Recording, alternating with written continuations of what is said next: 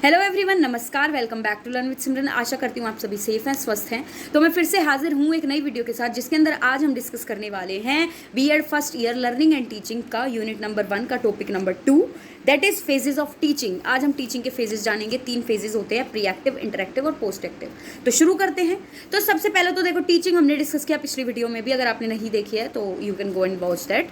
तो टीचिंग क्या होती है? टीचिंग एक एनकाउंटर होता है किसके बीच में? टीचर और प्यूपिल के बीच में, जिसमें जो टीचर है वो बच्चों को नॉलेज प्रोवाइड करता है, ठीक है, नॉलेज गेन करने में हेल्प करता है। अब जो टीचिंग है वो अलग अलग हिस्सों में होती है, अलग अलग फेजेस होते हैं उसके भी।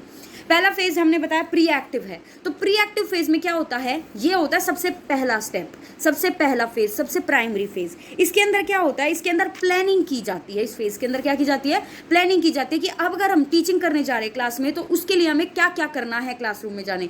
तो ये क्या है? क्लास में जाने से पहले का, यानी मेन टीचिंग से पहले का फेज जो होता है, जो स्टेज होते हैं, उसको कहते हैं प्री एक्टिव फेज। इसके अंदर क्या होता है? इसके अंदर अलग अलग स्टेप्स होते हैं, जैसे कि इसके अंदर कंटेंट का सिलेक्शन करता है टीचर पहले, कि मुझे आज क्लास में जाकर के क्या पढ़ाना है। उसके बाद टीचर क्या करता है? उस कंटेंट को ऑर्गेनाइज करता है कि अगर मुझे पढ़ाना है तो पहले कौन सा पढ़ाना है, फिर क्या पढ़ाना, फिर क्या, तो ऑर्गेनाइज किया। उसके बाद जो टीचर है वो जस्टिफिकेशन ऑफ प्रिंसिपल। टीचर ये देखता है कि अगर मैं ये टॉपिक पढ़ा रहा हूँ तो उसका एम क्या है, ऑब्जेक्टिव क्या है, गोल क्या है, और क्या जो मेरे सब्जेक्ट का प्रिंसिपल है ये उसको फुलफिल करता है। ठीक है, ये काम भी किस में आता है? प्लानिंग फेज में। उसके बाद इस फेज के अंदर जो टीचर है वो टीचिंग मेथड को चूज करता है कि अगर मैं आज ये टॉपिक पढ़ा रहा हूँ या पढ़ा रही हूँ तो मेरे को किस मेथड से पढ़ाना है। जैसे मान लो मेरे को पोएम करवानी है, तो मैं पोएम को रिसाइट करवाऊंगा बच्चों से, या मैं खुद बोलूंगा, बच्चे पीछे से बोलेंगे। तो वो मेथड को चूज करते हैं, या कि मैं किसी टीचिंग एड का यूज करने वाला है। अगला है decision and preparation and usage of evaluation tool. Teacher ये तक डिसाइड करके जाता है कि अगर मैंने क्लास में बच्चों को पढ़ाया है, उसके बाद मैं उनको जज किस बेसिस पे करूंगा। ठीक है, तो ये सब किस में आ जाता है? ये सब प्लानिंग के अंदर आ जाता है। ये फर्स्ट फेज के अंदर, प्री एक्टिव फेज के अंदर आता है।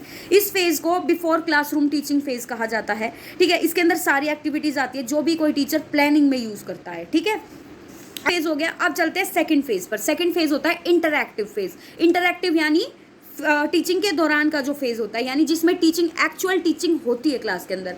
इस फेज के अंदर अगर हम सिंपल भाषा में बात करें, सेकंड फेज है। इसमें टीचर क्लासरूम में एंटर करता है। क्लासरूम के अंदर जितनी भी एक्टिविटीज होंगी वो सब इस फेज के अंदर आएंगी। चाहे उसमें टीचर बच्चों को होमवर्क दे रहा है, बच्चों को रिस्पॉन्ड कर रहा है, बच्चों से क्वेश्चन पूछ रहा है, ब्लैक बोर्ड पर लिख रहा है, टीचिंग एड का यूज कर रहा है, बच्चों को डांट रहा है, बच्चों को रीइंफोर्स कर रहा है। तो ये सब किस चीज में आ जाती है? ये इंटरएक्टिव फेज के अंदर आ जाती हैं। ठीक है, अब इस फेज को क्या कहा जाता है? इस फेज को कहा जाता है it is the execution of the plan which was done during the pre active phase. यानी कि प्री एक्टिव फेज के दौरान जो टीचर ने प्लानिंग करी, उस प्लानिंग का एग्जीक्यूशन इस स्टेज में होता है। ठीक है, अब उसके बाद देखो, स्टूडेंट को इस फेज के अंदर लर्निंग अपॉर्चुनिटीज मिलती हैं, बच्चों को अधिगम के अवसर मिलते हैं कि बच्चे इस फेज के अंदर लर्निंग करते हैं ज़्यादा से ज़्यादा। ठीक है, अब ये वाली जो फेज है, इस फेज के अंदर क्या होता है? जितनी भी एक्टिविटी टीचर करेगा, वो एक्टिविटी क्या क्या है? एक्टिविटी होती है, सबसे पहली एक्टिविटी होती है टीचर की क्लास में घुसते ही सेटअप करना क्लास का, यानी बच्चे कहाँ पर बैठे हैं, कितने बच्चे प्रेजेंट हैं, आज कौन बच्चा कहाँ बैठा है। जैसे मान लो टीचर को चौक की ज़रूरत होती है, तो टीचर ये देखता है कि कौन सा बच्चा है जो मेरे को असिस्ट कर सकता है, मेरी हेल्प कर सकता है। ठीक है, तो ये सब ये सब चीज़ें जो हैं टीचर को देखनी होती है। साइज ऑफ द क्लास देखता है टीचर, नोटी बच्चे कहाँ बैठते हैं ये देखता है टीचर, कि जो बच्चे क्या करते हैं, टीचर क्लास को डिस्टर्ब करते हैं, उनको कहाँ बैठाना है। ये सब अरेंजमेंट जो है ये टीचर का फर्स्ट स्टेप होता है क्लास में घुसते के साथ ही। अगला होता है नोइंग द लर्नर्स। अब टीचर ने बच्चों को बिठा तो दिया, अब टीचर का काम है कि बच्चों को जानना, यानी बच्चों ने कितना सीखा है। पहले टीचर क्लास में आते ही बच्चों को बिठाता है, उसके बाद उनकी प्रीवियस नॉलेज चेक करता है कि बच्चों को इस टॉपिक को लेकर के कितनी नॉलेज है। फिर उसके बाद टीचर पढ़ाना शुरू करता है। टीचर ने जज कर लिया कि ठीक है, बच्चों को यहाँ तक आता है, मुझे यहाँ से आज पढ़ाना शुरू करना है आगे का। अब टीचर जब बच्चों को पढ़ाता है तो उसके अंदर 2 चीज़ें आती है, इनिशिएशन और रिस्पॉन्स। इनिशिएशन यानी जब टीचर या बच्चा कोई चीज़ शुरू करते हैं, इनिशिएट करते हैं। रिस्पॉन्स यानी जब बच्चे कुछ पूछे और टीचर रिस्पॉन्ड करे, या टीचर कुछ पूछे तो बच्चे रिस्पॉन्ड करे। तो ये जो एक्टिविटी है किसके अंदर आती है? ये टीचिंग प्रोसेस के अंदर आती है। ठीक है, अब इसके अंदर टीचर को क्या करना होता है? इसके अंदर टीचर को बच्चों को रीइंफोर्स भी करना होता है, बच्चों को मोटिवेट भी करना होता है इस फेज के अंदर टीचर को। ठीक है, साथ के साथ टीचर को डायग्नोज भी करना होता है कि बच्चे को क्या चीज़ें हैं जो नहीं आती, ताकि फिर टीचर अगली क्लास के लिए अपना पूरा जो शेड्यूल है, अपना जो पूरा प्लान है वो तैयार कर सके। ठीक है, अब उसके बाद देखो, ये हो गई हमारी टीचिंग फेज, सेकंड फेज, जिसके अंदर टीचर क्लास में आया, टीचर ने पढ़ाया।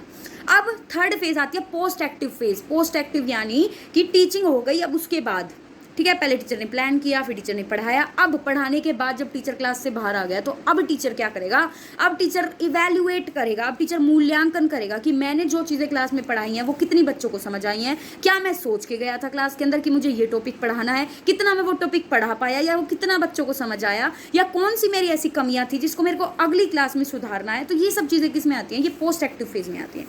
अगर हम देखें पोस्ट एक्टिव फेज को तो it is the phase where the teacher analyses the evaluation results. अब जो इवेल्युएट करता है टीचर, उनके जो रिजल्ट होते हैं उनको एनालाइज करता है। टीचर क्लास में भी क्वेश्चन पूछते हैं ना, तो उनको भी टीचर इस फेज के अंदर इवेल्युएट करने के बाद एनालाइज करता है कि किस बच्चे ने जवाब दिया, किस बच्चे ने जवाब नहीं दिया, कौन बच्चा कहाँ पर प्रॉब्लम क्रिएट कर रहा है। ठीक है, इस फेज के अंदर क्या होता है, टीचर डिसाइड करता है कि स्टूडेंट्स ने कितनी लर्निंग की। इस फेज के अंदर जो टीचर है बच्चों की प्रॉब्लम के बारे में बताता है, ठीक है, कि बच्चों को कहाँ कहाँ प्रॉब्लम हुई। साथ के साथ ये नेसेसरी चेंजेस भी टीचर इस फेज के अंदर डिसाइड कर लेता है कि भाई अगली क्लास से मैं बोर्ड पर कम लिखूंगा, या अगली क्लास से मैं बच्चों को डिक्टेट करके बुलवाऊंगा, या अगली क्लास से मैं बच्चों को रीडिंग कराऊंगा। ये चीज़ें भी टीचर इस फेज के अंदर डिसाइड कर लेते हैं अगली क्लास के लिए। ठीक है, तो ये थे हमारे 3 फेजेस। आई होप आपको ये क्लियर हुए होंगे, बहुत बेसिक है। पढ़ाने से पहले प्री एक्टिव, पढ़ाते टाइम इंटरएक्टिव, पढ़ाने के बाद post active. I hope this is clear to you. Thank you so much for watching. Please do like, share and subscribe to my channel for more such stuff, and your exams are approaching. Please start preparing for the same. Thank you so much for watching and all the best.